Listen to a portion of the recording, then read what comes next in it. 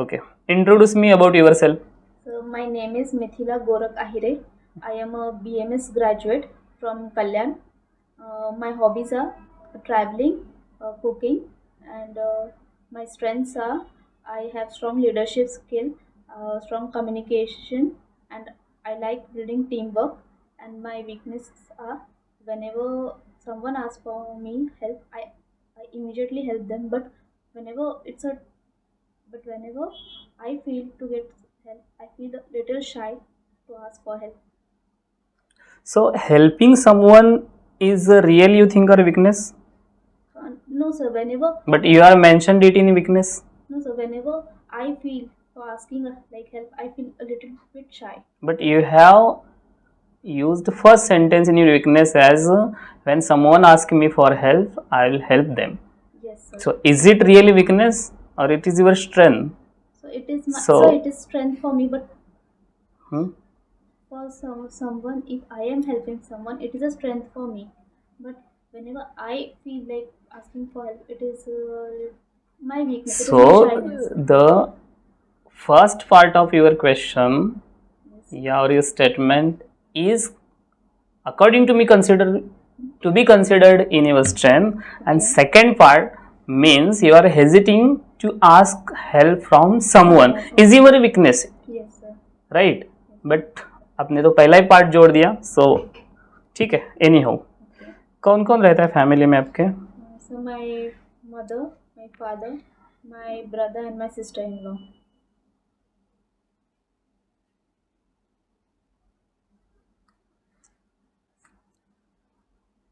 Okay.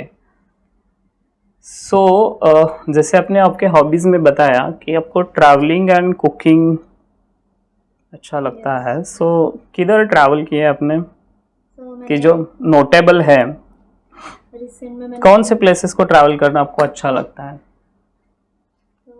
Kerala, recently मैंने Kerala visit भी किया था मुन्नार में. तो मुझे वहाँ का मतलब सीनिक ब्यूटी बहुत अच्छा लगता है.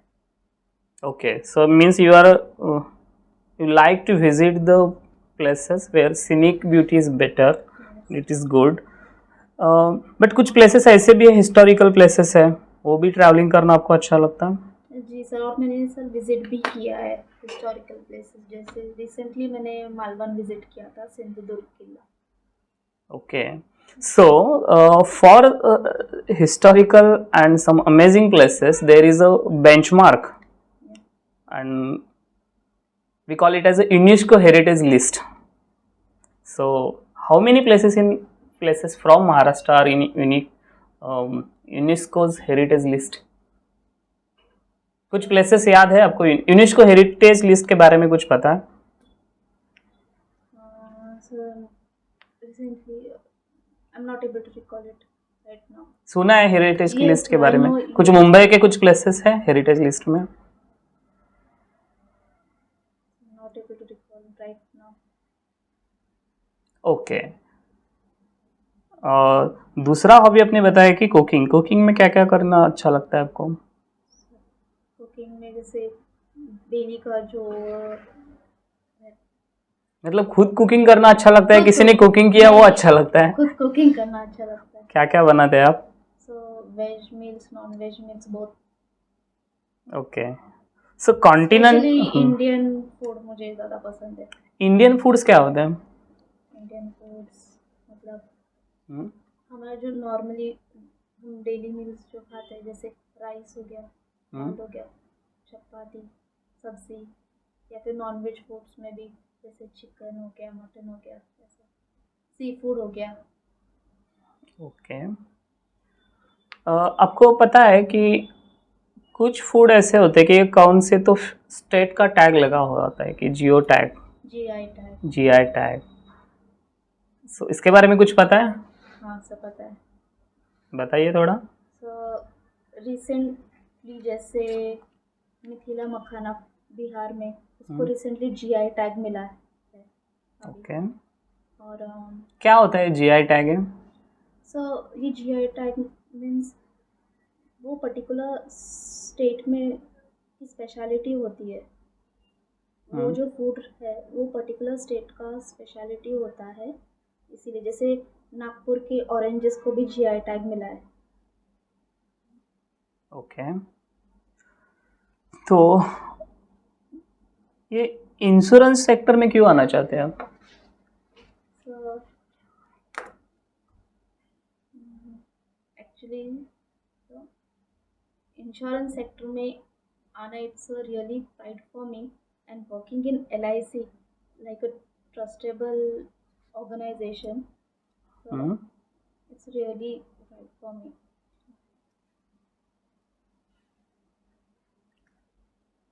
इंश्योरेंस क्या होता है? What is insurance? Insurance is a bond between the insured and the insurer, where the what is difference between insured and insurer? so, insurer means the organization who Hmm. is giving the policy, and the insured means the person who has received the policy, means the policy holder. Means in consideration of some amount we call it as a premium, उसके against उसने खुद को insured किया है। Means against any कैलेमिनिटीज मैं premium आपको दे रहा हूँ, तो आप मुझे वो कैलेमिनिटी से जो भी है मेरा Secure. फिनेंशियल एक्सपेंस होता है वो मुझे रिकवर करके दे दीजिए। क्या होता है इंश्योरेंस प्रिंसिपल? कितने प्रिंसिपल्स होते हैं इंश्योरेंस के? There are 7 insurance principles. कौन सा है? Principle of indemnity, Hmm. principle of utmost good faith, Utmost good faith. principle of loss minimization, Hmm. principle of causa proxima, Hmm. principle of subrogation, Hmm. and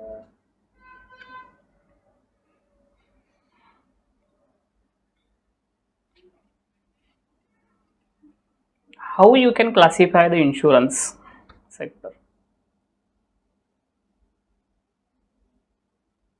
and ये health insurance किधर आता है? so health insurance वो general insurance में ही आएगा। General. तो classification कैसे हो गया इनिशियली? तो फिर कितने कैटेगरीज हो गए? इनिशियली 2 कैटेगरीज, कौन सा? Life insurance and general insurance. Okay, life insurance और general we call it as a non life. Life insurance. तो जो भी नॉन लाइफ है उससे जनरल। तो ये दो हमारा स्ट्रीम हो गया, एक जनरल इंश्योरेंस एंड एक लाइफ, इंश्योरेंस। बराबर। इसको रेगुलेट कौन करता है? रेगुलेटिंग बॉडी कुछ है? हाँ sir, IRDA, insurance regulatory development authority of India. IRDA है या इरडा आई भी जोड़ा है आगे? हाँ, IRDA आई भी है। आई भी है। ओके, सो लाइफ इंश्योरेंस की कितनी कंपनियां है अभी इंडिया में? तो लाइफ इंश्योरेंस की एक ही कंपनी है, LIC। एक ही? हाँ सर, एक ही कंपनी है। मैंने तो सुना बहुत सारे कंपनी सुने थे, आपको तो एक ही पता है। नहीं सर, वो तो फिर एक ही लाइफ इंश्योरेंस बेचने वाली एक ही LIC कंपनी है। बाकी कोई भी लाइफ इंश्योरेंस नहीं बेचता? प्राइवेट में है। नहीं, मेरा क्वेश्चन ये था कि how many life insurance companies are there. मैंने ये नहीं पूछा कि कितने प्राइवेट है और कौन सा गवर्नमेंट है, कुछ है या खाली स्टैंड अलोन LIC ही है? सर LIC है। दूसरा कोई भी लाइफ इंश्योरेंस कंपनी नहीं है? मैंने गवर्नमेंट प्राइवेट की बात ही नहीं की। LIC को कॉम्पीट किसके साथ करना है? कॉम्पिटिटर है LIC का कोई? नहीं सर। तो कंपटीशन है ही नहीं, तो मोनोपोली हो गया। तो फिर मैं LIC जो भी प्रीमियम चार्ज करेगी वो तो मोनोपोली हो गया ना फिर, राइट? राइट बराबर है ना? सर, बट LIC एक सिंगल ऑर्गेनाइजेशन है लाइफ इंश्योरेंस सेक्टर में। एक ही? मैंने तो बहुत सारे नाम सुने। मुझे एक ही पता है। ICICI प्रूडेंशियल लाइफ है, आदित्य सन लाइफ बिल इंश्योरेंस है, मैक्स बुपा है, HDFC है, एक्साइड है, सो टाटा एलियंस लाइफ इंश्योरेंस है, बजाज एलियंस है, खूब बहुत सारी प्राइवेट इंश्योरेंस। सेक्टर में हो मैंने पूछा नहीं है कि प्राइवेट है या गवर्नमेंट, मैंने पूछा है कि कितने LIC या कितने लाइफ इंश्योरेंस कंपनी। मैंने LIC का भी नाम नहीं लिया है। तो टोटल ऐसा मुझे पता नहीं है या नहीं है ये पूछा था मैंने। आपने बोला कि जस्ट LIC है। सर, मैंने गवर्नमेंट की इसमें कंसिडर किया। ओके, सो LIC का फॉर्मेशन कब हुआ था? फाउंडेशन कब हुआ था? 1 सितंबर 1956। उसके पहले LIC नहीं था? उसके पहले या उसके पहले इंश्योरेंस ही नहीं था इंडिया में? नहीं सर, उसके पहले था, पर उसको एस्टैब्लिशमेंट उसका 1 सितंबर मीन्स 1950। एस्टेब्लिशमेंट नहीं बोलते हैं, उसके पहले भी इंश्योरेंस था, तो ऐसा नहीं कि 1956 में आया किधर से। नहीं सर, 1956 में नेशनलाइजेशन हुआ इंश्योरेंस सेक्टर का, और जितने भी प्राइवेट इंश्योरेंस थे उसको क्लब करके एक life insurance corporation of India वो बनाया 1956 में, बराबर। तो उस टाइम क्या हुआ, जितने भी प्राइवेट प्लेयर थे वो सब साथ में आके एक ही बन गया, एक ही स्टैंड अलोन इंश्योरर बन गया, life insurance corporation of India. ठीक है, वो कब तक चला फिर? 1956 से लेके कब तक वो ऐसा ही चलते रहा। Means insurance sector private sector के लिए खुला किया है या नहीं किया है, और कब किया गया?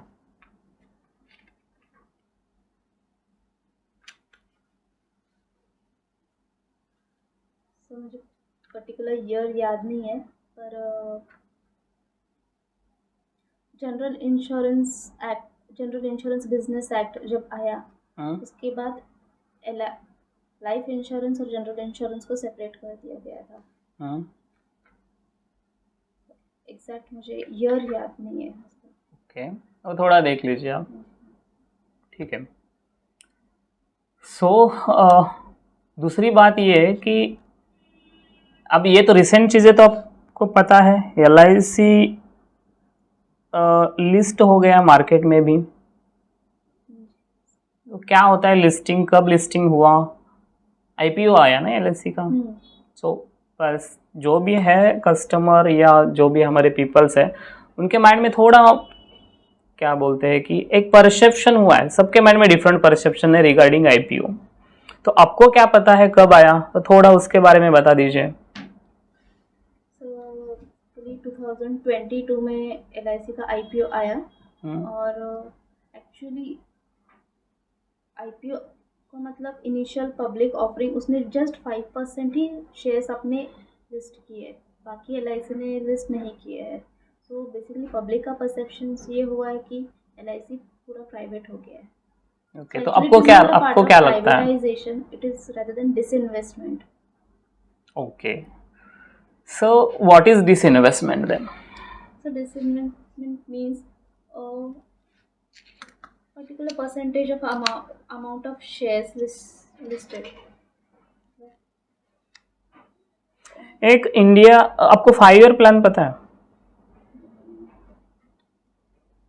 5 ईयर प्लान्स होता है हर गवर्नमेंट जो भी है, वो आने के बाद इस 5 साल में क्या क्या अचीव होना चाहिए for the growth and development of country, एक 5 ईयर प्लान बनाता है। तो 5 ईयर प्लान के बारे में कुछ पता है आपको? नहीं पता। नहीं। सो ईयर 1991 में ये 5 ईयर प्लान चेंज हुआ था, और हमारा उस टाइम जो भी ये थीम था वो था LPG theme, liberalisation, privatisation and globalisation. सुना है आपने? हाँ, LPG मॉडल। हाँ, the then finance minister doctor Manmohan Singh. So ये LPG मॉडल हुआ था, लिबरलाइजेशन, प्राइवेटाइजेशन एंड ग्लोबलाइजेशन। तो इसका ये प्राइवेटाइजेशन है, इसमें P है जो प्राइवेटाइजेशन इंडिकेट करता है, वो प्राइवेटाइजेशन और अभी अब जो डिसइन्वेस्टमेंट बोल रहे हैं वो इक्वल है या ऑन द सेम लाइन है? क्या आपको क्या लगता है? तो एक्चुअली एक थिन लाइन होती है प्राइवेटाइजेशन और डिसइन्वेस्टमेंट में। प्राइवेटाइजेशन मतलब कि 51% शेयर कंपनी के प्राइवेट एंटिटी के हाथ में दे देना, पर डिसइन्वेस्टमेंट मतलब ओनली अ सर्टेन अमाउंट, मतलब 51% से भी लेस अमाउंट के शेयर्स प्राइवेट एंटिटी के हाथ में देना। जैसे कि सर अभी LIC ने जस्ट 5% का ही शेयर्स दिए, बाकी के 95% शेयर अपने पास है, उसे मतलब डिसइन्वेस्टमेंट बोलते हैं, उसे प्राइवेटाइजेशन नहीं। इंडिया में जो इन्वेस्टमेंट आती है बाहर के लोगों से, means from outside the country, overseas, वो कितने वे से आती है? कितने प्रकार से वो इंडिया में इन्वेस्ट कर सकते हैं, या कितने वे से ये होता है? तो आपने ये सुना होगा कि FDI, FII सुना है कुछ, FPI, Yes, sir. सुना है? What is FDI? Foreign direct investment, foreign institutional investment and foreign portfolio investment. ये एफडीआई के बारे में आजकल ज़्यादा चर्चा होने लगी है, और इसमें ये बताया गया है ना कि फॉरेन का कितना परसेंट या कौन से भी सेक्टर में इन्वेस्ट कर सकता है। तो एलआईसी में एफडीआई या इंश्योरेंस सेक्टर में, rather than we can say insurance sector में फॉरेन एफडीआई की इन्वेस्टमेंट हो सकती है क्या? या डायरेक्ट रूट से, अब डायरेक्ट रूट बोलेंगे, डायरेक्ट रूट से इंश्योरेंस सेक्टर में कितने परसेंट इन्वेस्ट कर सकते हैं? ये सुना है आपने? एफडीआई, एफआई, एफपीआई सुना है आपने? एफडीआई सुना है, एफपीआई भी सुना है, पर एफपीआई के बारे में इतना डीप नहीं पता। ओके, ठीक है। तो एफडीआई मतलब जो भी डायरेक्ट इन्वेस्टमेंट आती है कौन से भी सेक्टर में, तो वो तो कितना परसेंट इंश्योरेंस सेक्टर में अलाउड है, वो आप थोड़ा देख लीजिए। ओके, दूसरी चीज़ मुझे ये बता दीजिए कि किसी और कंट्रीज़ को या किसी और कंट्रीज़ के इंश्योरेंस कंपनी को इंडिया में खुद की इंश्योरेंस कंपनी खोलनी है, तो ये कर सकते हैं क्या? तो इस on the line of my previous question वही है, कर सकते हैं क्या? हाँ सर, और कैसे? कर सकते हैं। कैसे? स्टैंड अलोन कर सकते हैं?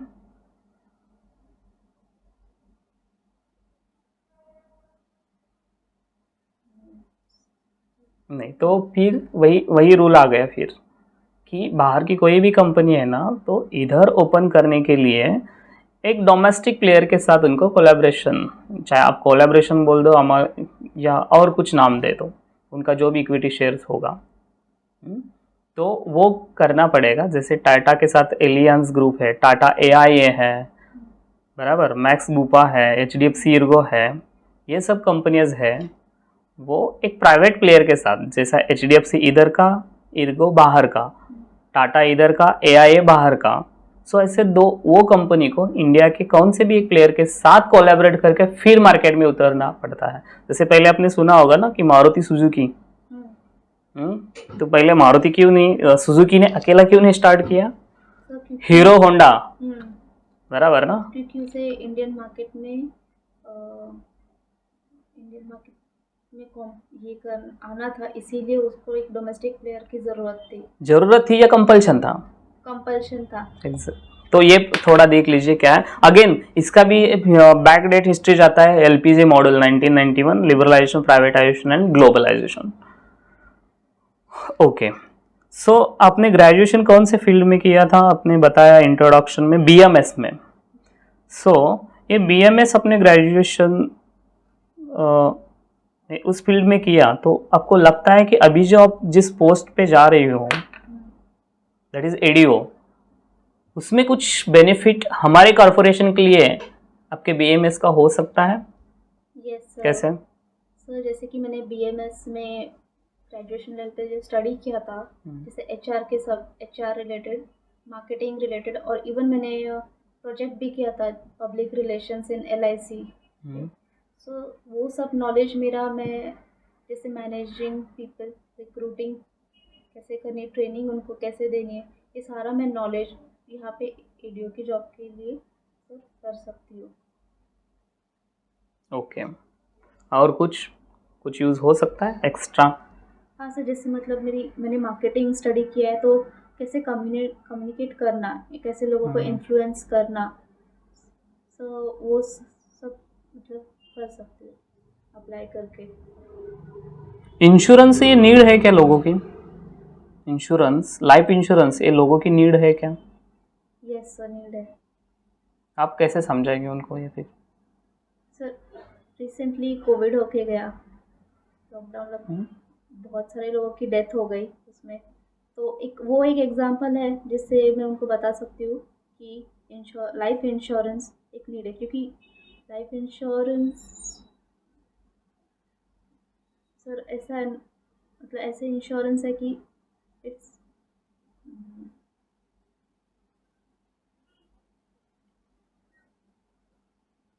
मतलब कुछ मिस हैपन हो जाता है, हाँ, मिसिंग हो जाता mishappen है, हो जाता तो है।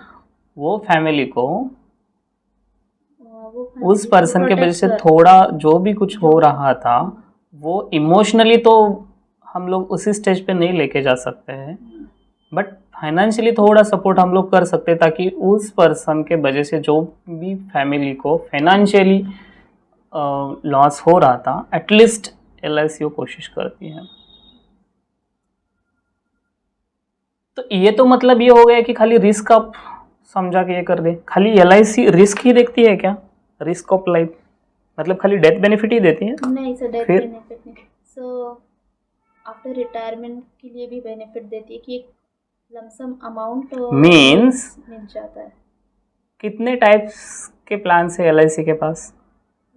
एक तो अभी आपने बोला वो तो डेथ रिस्क हो गया ना, प्योर रिस्क हो गया। एक टर्म लाइफ इंश्योरेंस है। ओके, मीन्स मुझे क्या आपको एक्सपेक्ट करना है कि कितने टाइप्स के इंश्योरेंस होते हैं? पहले हमने क्लासीफाई किया जनरल एंड लाइफ में। ओके, अभी मुझे बताए कि types of insurance. Types of insurance, types of life insurance. Life insurance, ठीक है, लाइफ में बता दीजिए। तो लाइफ में एक आपने बता दिया टर्म, दूसरा एंडोमेंट प्लान, ओके, एक पेंशन प्लान है, हाँ। और तो LIC का कोर प्रोडक्ट कौन सा है? Pure risk, pure means death होने के बाद तो पैसे जो भी है आपकी सम एश्योर्ड एज प्रॉमिस्ड वो तो मिलेगी ही, उसमें ही कुछ एडिशन वगैरह करके रखा है, मीन्स मैच्योरिटी के लिए भी कुछ पैसा मिलेगा, मीन्स अलोंग विथ रिस्क हम लोग एज इन्वेस्टमेंट टूल भी LIC का यूज कर सकते हैं। सब एंडोमेंट प्लान, राइट, ओके। तो कुछ LIC के कौन से भी प्लान के बारे में आपको कुछ पता है, और आपको जो अच्छा लगा? आपकी खुद की LIC पॉलिसी आपने कभी निकाली है? फैमिली में किसी की या खुद की है आपके नाम पे कोई? पेरेंट्स ने निकाली है। ओके, कौन सा प्लान लिया है और क्या क्या फीचर्स हैं? एक्चुअली नहीं पता कि कौन सा प्लान है। ओके, तो आपको वो देखना पड़ेगा ना, यस सर। आपकी खुद की पॉलिसी आपको पता नहीं है एंड आप लोगों को फिर कैसे कन्विंस कर पाओगे? ठीक है, तो वो प्लान के फीचर्स भी आप देख लीजिए, क्या क्या प्लान फीचर है। ठीक है, सो अपार्ट फ्रॉम दैट आपके फील्ड में आपको पता है कि ये ADO की पोस्ट का प्रोफाइल क्या होता है? Yes sir. क्या है बताइए। तो एडीओ मतलब जो एजेंट्स को रिक्रूट करता है, ट्रेन करता है, जो उनको बिजनेस ला के दे।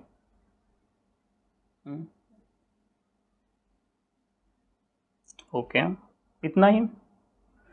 दूसरा मेरा क्वेश्चन ये है कि प्रोफाइल तो देख लिया, सो ग्रोथ अपॉर्चुनिटीज़ कुछ है ADO के फील्ड में, या DO डेवलपमेंट ऑफिसर कुछ ये है? हाँ सर, ग्रोथ अपॉर्चुनिटीज़ है। डीओ चाहे तो असिस्टेंट ब्रांच मैनेजर बन सकता है, या फिर डिविजनल ऑफिसर भी बन सकता है। परफॉर्मेंस ओरिएंटेड जो भी वो उनके टाइम के एलिजिबिलिटी में आ जाएगा वो बनेगा वो। क्लियर? आपको कुछ पूछना है LIC के बारे में, आपको कुछ जानना है?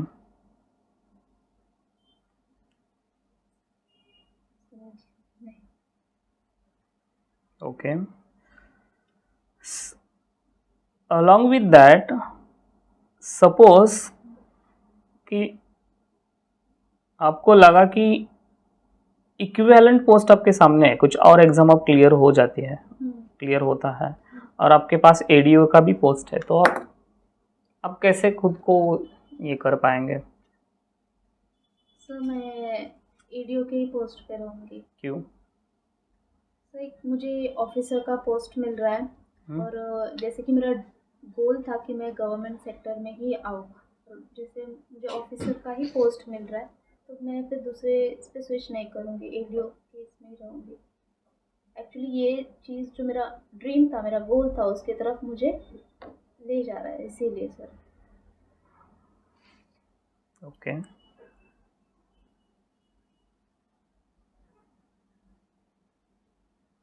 आप एजेंट को कैसा रिक्रूट करोगे? कुछ नया आइडियाज है बीइंग एन यंग एस्पायरेंट, या जो भी आप आपके जनरेशन के हैं, कि आपके क्या तरीका होगा कि आपको लगता है कि आप ये कर पाएंगे अच्छे से?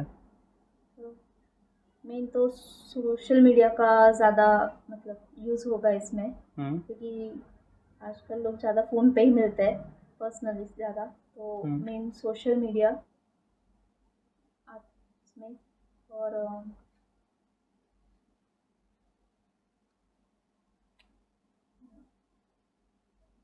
क्या ऐसा आप नया करोगे कि वैसे तो फिर अब जो एग्जिस्टिंग डीओज हैं वो भी वही कर रहे हैं, आपके माइंड में कुछ आइडिया है कि हाँ आप ये डिफरेंटली कर पाएंगे उससे ज़्यादा, so that you can stand तो इन द मार्केट?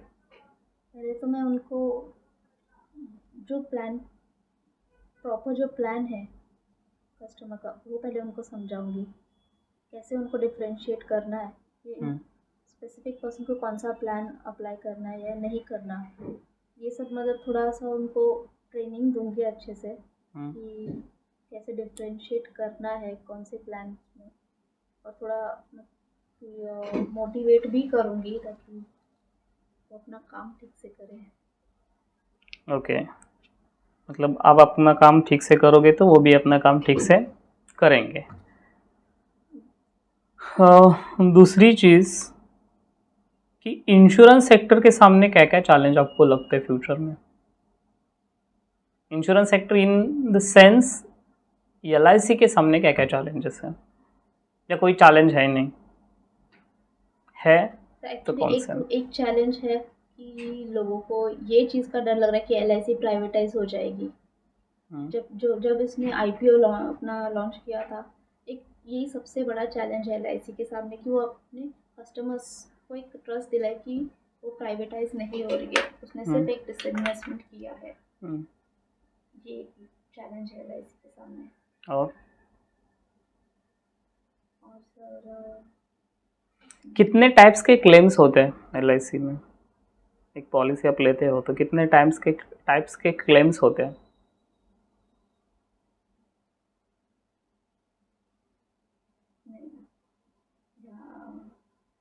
रिकॉल नहीं कर पा रही सर। 3 टाइप के क्लेम्स हो गए ना, एक तो eight the time of death पे देते हैं आप, एक एट द टाइम ऑफ एक टेन्योर कंप्लीट होने के बाद देते हैं, और बाकी कुछ इंस्टॉलमेंट में देते हैं। हाँ राइट ना, 3 टाइप की है ना क्लेम्स, इन द सेंस कि आप पैसे कब दे रहे हो, at the time of death, at the time of completion of that particular term, और in instalment. At the time of death देते हो डेथ क्लेम हो गया, कुछ पर्टिकुलर टर्म कंप्लीट होने के बाद देते हो उसे मैच्योरिटी क्लेम हुआ, और जो इंस्टॉलमेंट में देते हो उसे क्या बोलेंगे हम लोग, सर्वाइवल बेनिफिट या मनी बैक प्लान बोलते हैं उसे, जो भी परसेंटेज ऑफ सम एश्योर्ड है हम उसे देते हैं। तो इससे मेरा ये क्वेश्चन था कि आपको कुछ आइडिया है कंपैरिजन के बारे में, एलआईसी का डेथ सेटलमेंट रेट कितना है आउट ऑफ 100, कितना रेट, कितने परसेंट एलआईसी डेथ सेटलमेंट करती है, एंड वो number as compared to the private player कितना है अराउंड? तो आप भी वो भी देख लीजिए। अराउंड 90%। तो एलआईसी का 90% मतलब 10% का आप क्लेम नहीं दे रहे ना, नहीं मुझे इतना नहीं पता सर। बराबर, तो वो आंकड़ा एक बार फिर से देख लीजिए। और एलआईसी का मार्केट शेयर कितना है in case of number of premium, दो चीज, in terms of number of policies issued and total premium collection, LIC का मार्केट शेयर कितना है, मतलब एक एलआईसी एक तरफ and all the private companies एक तरफ, क्या है फिर वो कुछ पता है आइडिया जनरल? नहीं। 100 रुपये प्रीमियम के आ रहे हैं तो एलआईसी को कितना मिलेगा, और बाकी जो भी है 22 रादर, बिकॉज एक का मर्जिंग हो गया ना 2022 में, एक साइड लाइफ इंश्योरेंस का एचडीएफसी के साथ मर्जिंग हुआ, तो अभी 22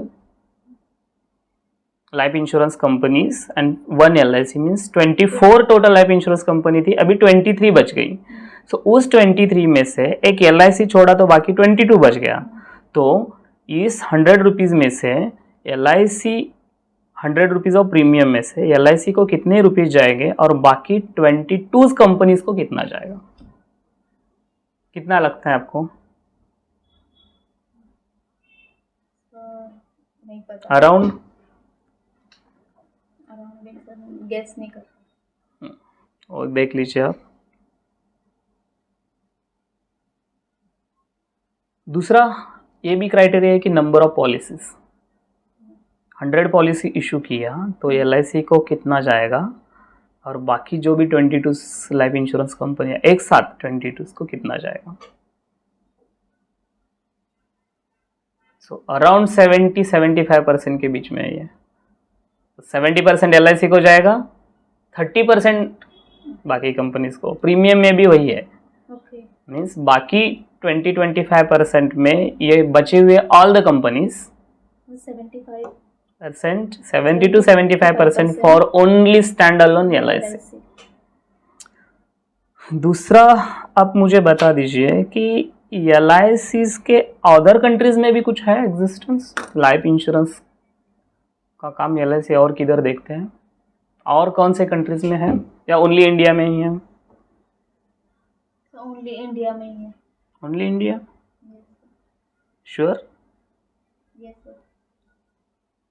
LIC is operating in 8 other countries along with the domestic market. LIC की कोई सब्सिडरी है? और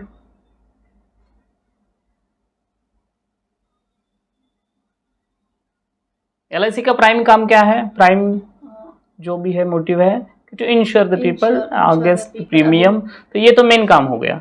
तो अलॉन्ग विद दैट कुछ LIC और बिजनेस करती है, सब्सिडरीज कंपनीज है LIC की।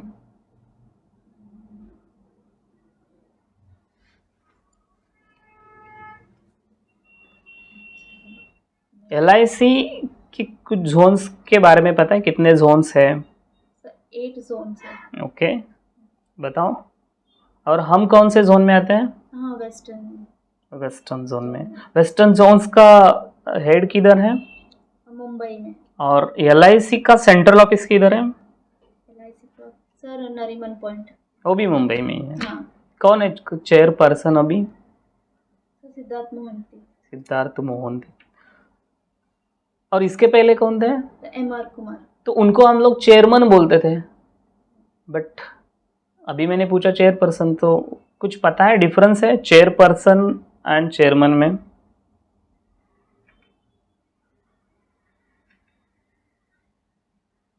कुछ डिफरेंस है?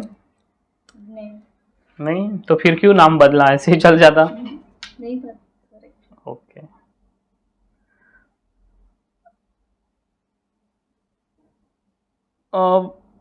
कोई लोग ऐसे बोलते हैं कि LIC के जो इन्वेस्टमेंट है इस पे हमें रिटर्न कम मिलता है, सो वैसे बेटर हम लोग FD में रख देते तो ज़्यादा पैसा मिलता था। तो वैसे पर्सन को या उस टाइप के कस्टमर को आप कैसे कन्विंस करोगे? पैसा अगर एक पीरियड के लिए लॉक हो जाता है तो उसे हम निकाल नहीं सकते। क्यों? निकाल सकते हैं, पेनल जो तो भी उसका है। भी एक पर्टिकुलर पीरियड होता है। ओके। बट LIC में अगर सपोज मैंने लाइफ इंश्योरेंस लिया है, अगर सडनली मेरी डेथ हो गई तो जो मेरे डिपेंडेंट्स है तो उनको उस चीज़ का बेनिफिट मिल जाएगा। इतना ही?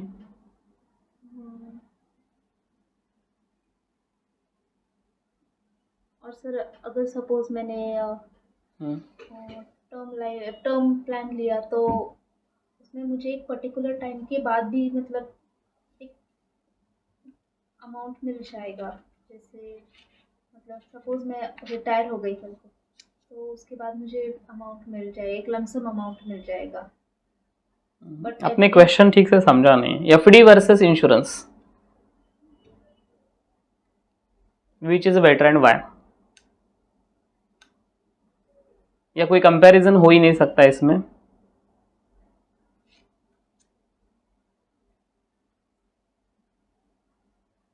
लोगों का कहना है कि इंश्योरेंस सेक्टर में हमें रिटर्न्स कम मिलता है एंड बैंक हमें रिटर्न ज़्यादा देती है। तो उस ऐसे पर्सन को, उस टाइप के कस्टमर को आप कैसे कन्विंस करोगे?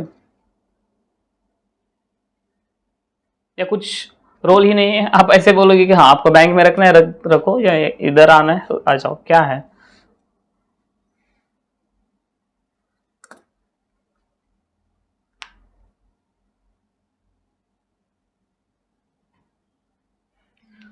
ओके, तो फिक्स डिपॉजिट में आपको खाली जो भी उन्होंने प्रॉमिस किया है उतना ही मिलेगा।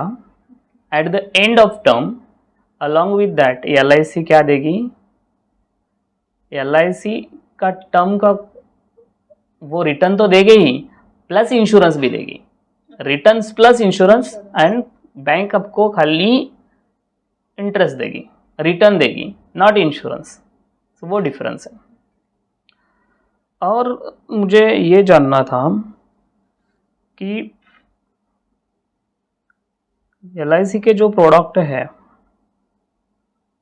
ओके, सो उसमें एक उनका प्रोडक्ट है यूलिफ करके, सुना है आपने यूलिफ के बारे में? यस सर, क्या है ULIP? Unit linked incentive plan. Incentive है या इन्वेस्टमेंट है? Incentive plan. Sure? Yes sir. एक बार देख लीजिए बाद में क्या रहता है वो, उसके बारे में कुछ पता है? अदर कन्वेंशनल प्लान तो है ही, बट और एक है उनका नया जो भी है ULIP. So unit linked investment plan, not incentive. क्या है? So actually, unit linked incentive plan. Not incentive, it is Sorry, investment. Sorry, investment plan.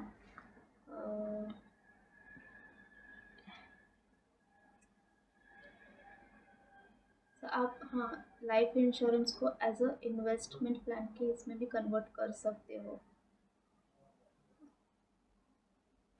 इसमें स्ट्रिक्टली लिखा है यूनिट लिंक्ड, मीन्स आप परचेस कर सकते हैं इसके कुछ यूनिट, एंड वो मार्केट लिंक्ड है यूनिट के साथ, उसकी प्राइस मार्केट के अकॉर्डिंग चेंज होती रहेगी।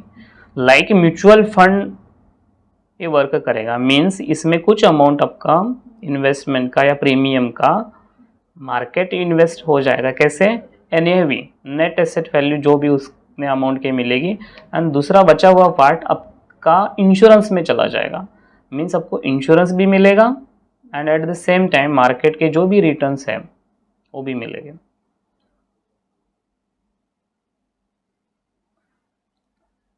ओके, आपको क्या लगता है LIC का जो भी प्रीमियम कलेक्शन का जो भी पैसा आ जाता है वो LIC किधर इन्वेस्ट करती है? वो मार्केट शेयर्स में इन्वेस्ट कर। कौन देखता है ये सब? LIC का सपोज 100 रुपीज़ मिल गया प्रीमियम के थ्रू, तो 100 रुपीज़ LIC ने शेयर्स लिए मार्केट में से किसी भी कंपनीज के, चलेगा? एंड सपोज वो शेयर डाउन हो गया तो मुझे इतना मार्केट शेयर के बारे में नहीं पता। मैं मार्केट शेयर्स नहीं पूछ रहा हूँ आपको, मैं पूछ रहा हूँ कि LIC उतने पैसे का क्या करेगी? तो आपने बोला कि मार्केट में इन्वेस्ट करेगी।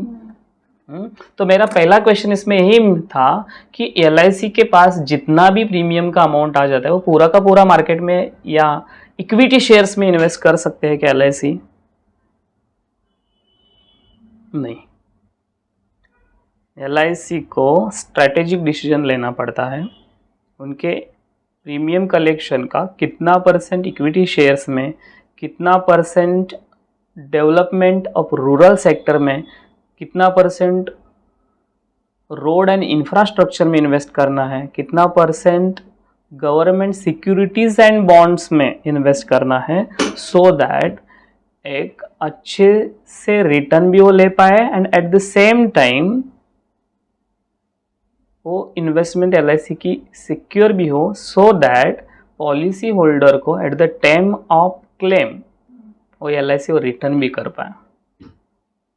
बराबर? सो LIC के पास जितना भी पैसा या प्रीमियम के थ्रू आता है वो LIC 100% मार्केट शेयर्स में या इक्विटी शेयर्स में नहीं इन्वेस्ट कर सकती है। क्लियर? एंड कौन डिसाइड करता है कितना परसेंट किधर देना है? कुछ गाइडलाइंस है इनके? सर ये जो उनकी रेगुलेटरी अथॉरिटी हाँ, कौन है? IRDA, तो वो IRDA। हाँ, आपने पहले ही बताया कि IRDA है। हाँ, तो तो वो सारी गाइडलाइंस। तो IRDA के अभी के चेयरमैन कौन है? एंड IRDA के बारे में और थोड़ा बता दीजिए, किधर है इनका हेडक्वार्टर? IRDA RBI का हेडक्वार्टर न्यू दिल्ली में। न्यू दिल्ली में श्योर? IRD का हेडक्वार्टर है हैदराबाद में। सॉरी, कौन है चेयरमैन अभी? ये IRDA जनरल इंश्योरेंस को भी रेगुलेट करते हैं। ये हाँ सर, ये जितने भी सारे इंश्योरेंस है, वो लाइफ हो जनरल हो, उन सभी को रेगुलेट करती है। Sure? Yes sir. Similarly bank को कौन रेगुलेट करता है? बैंक को रेगुलेट RBI। RBI। और शेयर मार्केट को कौन रेगुलेट करता है? SEBI. SEBI. So all these are the regulating authorities. So अभी दूसरा क्वेश्चन इसके ऊपर मेरा ये है, सेबी एंड LIC का कुछ लेना देना है? हाँ सर। कैसे? सर अगर LIC को अपने शेयर्स लिस्ट करने तो उससे पहले सेबी की Exactly. परमिशन लेनी पड़ेगी। सेबी की परमिशन के बिना LIC अपने शेयर्स मार्केट में नहीं है। राइट। तो सेबी ने जब इन प्रिंसिपल अप्रूवल दिया था स्टॉक मार्केट में इन्वेस्ट करने के लिए या LIC का IPO लॉन्च करने के लिए, तो LIC का मार्केट कैप कितना डिसाइड किया था एंड LIC के वैल्यूएशंस कितने हैं? एग्जैक्ट नंबर्स नहीं पता है। अराउंड? नहीं, आइडिया नहीं है उसका। ओके, तो एक बार वो भी देख लीजिए कि एट व्हाट वैल्यूएशन हमारे LIC का शेयर इशू हो गया था या IPO हमारा डाला था, वैल्यूएशन क्या था उस टाइम का, एंड देन उसका परसेंटेज। गवर्नमेंट कुछ प्लान्स या सोशल सिक्योरिटी स्कीम लॉन्च करती है, लाइक प्रधानमंत्री वय वंदन योजना, अटल पेंशन योजना। ओके, वो कौन रेगुलेट करता है? LIC कुछ हेल्प करती है उनको? जो भी पेंशन प्लान्स है वो LIC के भी है ना, तो LIC के प्लान को या गवर्नमेंट के जो भी सोशल सिक्योरिटी स्कीम्स हैं, तो उनको NPCI और LIC मिलके रेगुलेट करती है। कौन? NPCI। NPCI। What is NPCI? अपनी क्वेश्चन निकाला ये तुम। NPCI क्या है? लॉन्ग फॉर्म बताएंगे आप? National payment corporation of India. Okay, क्या करते हैं ये? Is it regulating body? NPCI is it a regulating body? Yes sir. क्या रेगुलेट करते हैं NPCI? सो ये सारे जो पेंशन प्लान्स,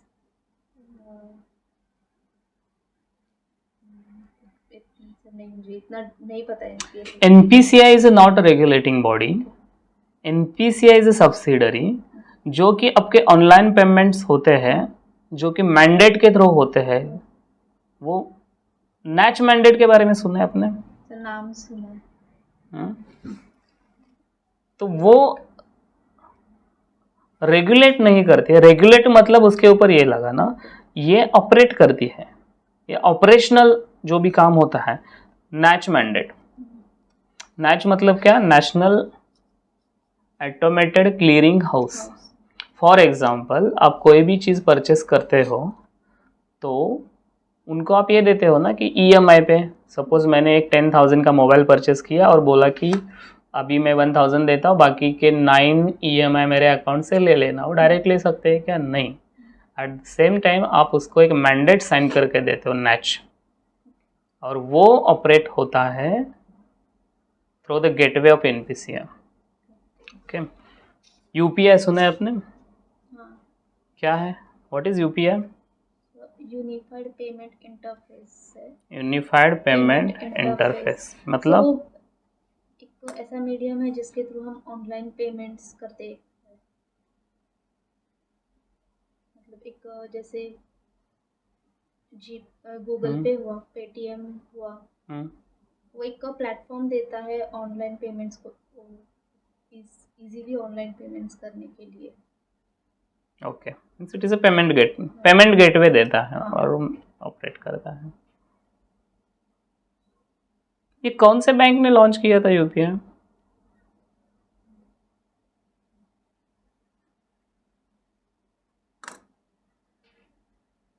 तो ये तो आरबीआई ने ही लॉन्च किया। Paytm, PhonePe, these are the payment gateways. ये बैंक की जरूरत है नहीं, इससे हम लोग एक बैंक का पैसा दूसरे बैंक में भेजते हैं, बट इसमें हमें किधर भी बैंक नहीं लगता। हमें एक मोबाइल नंबर जो एक बैंक अकाउंट से लिंक है वो दूसरे मोबाइल नंबर पे भेजते हैं पैसा, उसके साथ भी कोई एक बैंक अकाउंट होता है, so that recipient and sender इनके दो अकाउंट, इनके दो मोबाइल नंबर में जो भी अकाउंट एक प्राइमरी अकाउंट है उनके थ्रू डेबिट एंड क्रेडिट हो जाएगा। It is a payment gateway, ठीक है। सो यूपीआई के थ्रू हम लोग LIC का प्रीमियम पे कर सकते हैं। Yes sir. कैसे? उनकी वेबसाइट्स से, जैसे मैंने यूपीआई वर्ड यूज किया, नॉट थ्रू वेबसाइट। वेबसाइट से तो हम लोग भरते ही हैं। तो वही ऑनलाइन पेमेंट में ही काम आएगा। ऑनलाइन में तो बहुत सारे टाइप है, through the debit credit card, net banking, payment gateway है। चलो LIC के प्रीमियम कैसे, कितने वे से या किधर किधर से कलेक्ट कर सकते हैं?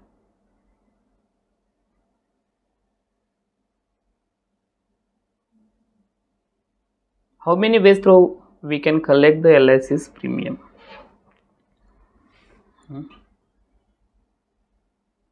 या आपको प्रीमियम पे करना है, आप किधर जाओगे पहले?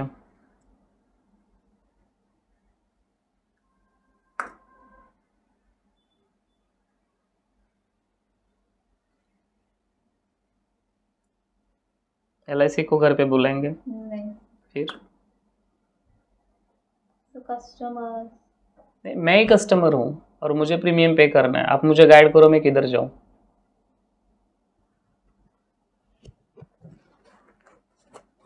जिसने पॉलिसी निकाल के दिया उसको बुलाओ पहला वे। दूसरा एजेंट्स। एजेंट्स। नहीं, फिर बात वही हो गई ना, एजेंट किधर जाके भरेगा वो पैसा? मुझे वो चीज़ बताओ कि उधर पे करने के बाद कि आपको पता चलेगा कि हाँ मेरा पेमेंट हो चुका है। नॉट थ्रो तो फिर वो भी बोल सकती है कि मेरा एक फ्रेंड उधर जा रहा था उसके हाथ में दे दिया मैंने। No, first you can visit the LIC's any branch of LIC's and you can pay the premium. Second, premium collections points जो एजेंट को भी मिलते हैं। एक सर्टन क्राइटेरिया अचीव करने के बाद एजेंट को प्रीमियम कलेक्शन पॉइंट मिलता है। So through that authorised agent you can पे द प्रीमियम। थर्ड, LIC की वेबसाइट्स हैं, बराबर, उधर से भी आप डायरेक्टली पेमेंट कर सकते हैं, LIC पे डायरेक्ट करके। फोर्थ, थ्रो चेक, आप किधर भी डिपॉजिट करो। Fifth, you can pay through any UPI या any payment gateway like MobiKwik, Paytm, PhonePe, Amazon pay, CRED pay, किधर से भी जो भी पेमेंट गेटवे उधर से आप पे कर सकते हो। और you can sign the NACH mandate and give to the LIC so that your bank will automatically deduct for each premium frequency through your account that amount, बराबर। तो इसके लिए पहले साइन करके देना पड़ेगा, बाकी सब ये। So these are the ways. एक साल में 100 पॉलिसी इश्यू हो गई, ओके। सो नेक्स्ट ईयर में कितने पॉलिसी चलेगी? चलेगी इन द सेंस एक साल उन्होंने प्रीमियम भरा और नेक्स्ट ईयर में all the policies 100 policy holder अगले साल भी प्रीमियम भरेंगे। वो तो डिपेंड करता है, राइट। तो मैच्योरिटी पीरियड पे डिपेंड करता है। नहीं, मैंने बोला कि इस साल में इशू कर दी 2023 में 100 पॉलिसी इशू की, तो 2024 में इसमें से कितने रहेगी? तो वो डिपेंड कर रही है। What is persistency ratio? Persistency ratio 75-25 रहेगा। define it. What is persistency ratio? First you can define, then tell me the percentage. Actually, I don't know persistency ratio, but would depend करता है persons पे, कि maturity periods और suppose in case in between कोई person की death हो गई, वो तो पॉलिसी आउट हो गई ना, वो तो 100 में से नहीं रही। हाँ। मैंने ये बोला कि सब कुछ ठीक है तो इस साल में 100 पॉलिसी इशू कर दी गई है, तो नेक्स्ट साल में और उतने 100 पॉलिसी का प्रीमियम आएगा क्या, तो उसे बोलते हैं persistency ratio. Clear? So that is the persistency ratio. एक परसिस्टेंसी रेशो क्या होता है आप देख लीजिए थोड़ा।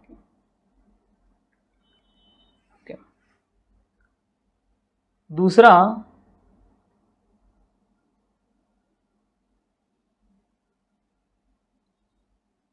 सपोज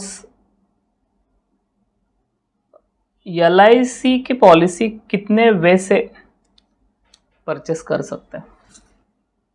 बीइंग एन कस्टमर, मुझे LIC की पॉलिसी लेनी है, एक परचेस करनी है मेरे नाम पे, तो मैं किधर से वो परचेस करूं? डायरेक्टली फ्रॉम LIC वेबसाइट, या फिर हम directly from LIC website purchase कर सकते हैं। हाँ सर, वेबसाइट्स के थ्रू परचेज कर सकते हैं, ब्रांच विजिट करके भी हो सकता है, या फिर जो LIC के एजेंट्स हैं उनसे कंसल्ट करके भी हो सकता है। अरे श्योर। जब LIC के वेबसाइट से ही मुझे प्लान मिलते हैं या LIC के ब्रांच में जाके मुझे प्लान मिलते हैं, तो फिर एजेंट का क्या काम? तो मैं तो फिर उधर से लेके जाऊंगा ना, उधर से ही परचेस करूंगा, या मुझे सस्ता पड़ेगा उधर थोड़ा। फिर LIC के प्लान्स किधर से परचेस कर सकते हैं? What are the platform through which I can purchase the plans? Agents एक एजेंट ब्रांच विजिट करके हो सकता है। तो ब्रांच विजिट करने के बाद मैं किससे परचेस करूं? या उधर भी जाके मुझे एजेंट से मिलना है तो फिर मैं घर बैठे ही एजेंट से मिलता हूं।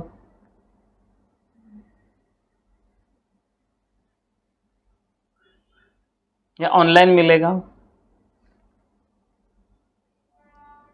तो उसके बारे में देखना थोड़ा।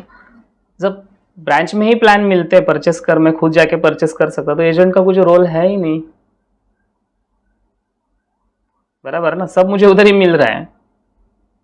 एक्चुअली एजेंट हमें बताते कि हमारे लिए कौन सा प्लान करेक्ट है और कौन सा नहीं। एजेंट दो प्लान्स में राइट। तो फिर ये ब्रांच के ऑफिशियल नहीं बताते, मैं जब परचेस करने के लिए जाऊँ प्लान, तो वो नहीं बताएंगे मुझे, जो एजेंट बताएगा। पर ब्रांच के ऑफिशियल्स इतने कस्टमर से डील कैसे करेंगे? इसका मतलब वो डील नहीं कर पा रहे हैं, इसलिए हमें इधर से परचेस करना है। ऐसा नहीं है, उन्होंने अपने अंडर एजेंट्स रखे ताकि वो कस्टमर्स को बताए कि कौन से प्लान्स है। एज अ कस्टमर मुझे पता है, सपोज मुझे एक प्लान लेना है और मैंने डिसाइड कर लिया कि कौन सा प्लान लेना है, तो फिर मैं जाके वो ब्रांच में परचेस कर सकता हूँ क्या, या मुझे एजेंट की जरूरत है?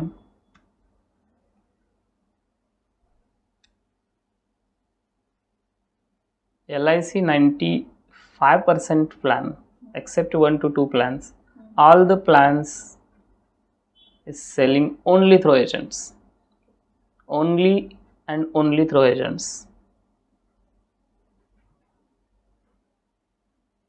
बराबर? ये आपके ध्यान में आना चाहिए। दूसरी चीज़, ऑनलाइन ही परचेस करना है तो LIC के में थोड़े ही जो भी नोटेबल 3-4 प्लान्स हैं वही मैं ऑनलाइन परचेस कर सकता हूँ। बाकी 90 to 95% जितने भी प्लान LIC ने इशू किए हैं वो सब हमें एजेंट के थ्रू ही परचेस करना पड़ता है, बराबर? तो जब मुझे ऑनलाइन या ब्रांच में जाके ही प्लान मिलने वाले हैं तो एजेंट एंड ADO का भी कुछ रोल नहीं फिर। ध्यान रखूंगे।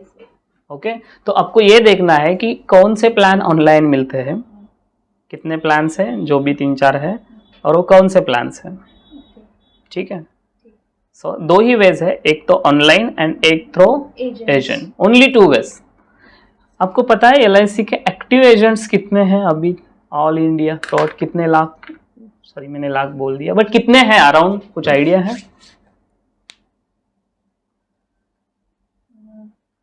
नहीं सर, नहीं आइडिया नहीं। कितने हो सकते हैं अराउंड, कितने LIC के? 3000 के अराउंड। मैडम LIC के ब्रांचेस ही मोर देन 2000 है। इसलिए सर मुझे आइडिया नहीं था यस, इसके। So around 12 to 13 lakh agents LICs Okay. and many more are associating on day-to-day basis. Okay. So जैसे मैंने बताया LIC के more than 2000 ब्रांचेस है। तो एक बार वो भी देख लीजिए कि LIC का ऑर्गेनाइजेशन स्ट्रक्चर क्या है, कितने ऑफिसेस है, कितने ब्रांचेस है, कितने डिविजन्स है, जोन्स है, कितने कंट्रीज में ऑपरेट करता है। Okay, so thank you so much and all the best for your future perspective. Thank you sir.